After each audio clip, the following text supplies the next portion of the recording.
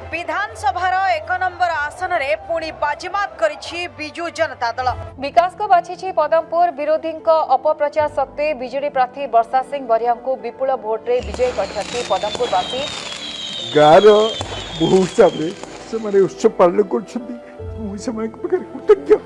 बोहूंक विजय परे कांदिले ससुर बोहू मोर विधायिका हेला एकथा कहू कहू ससुरंक आखिरु झरी आसीथिला लुह आउ ए लुह पछरे भी अन्य एक कारण थिला।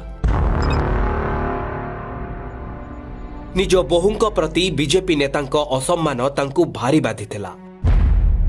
वर्षांकु नेई बीजेपी नेतांक अपमान सूचक मंतव्य कष्ट देउथिला। व्यक्तिगत आक्षेप असह्य हेउथिला, सीमा टपुथिला। प्रसंग छाड़ी अप्रसंगरे मातिथिबा बीजेपी नेतांकु निंदा करिसंती रमारंजन, जहा बीजेपी नेतांक असल मुखाकु पदारे पकाइछि। गोटे अप्रसंग जोटा कु प्रसंग करागला ताकु दल दृष्टि मु किछि कहिबिनी।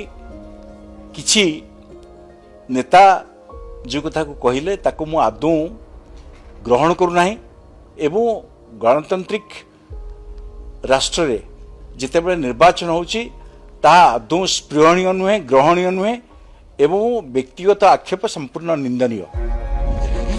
प्रमाणित होईची बीजेपी परास्त हेबार आभास पाइले एमती नारी को अपमानित करे।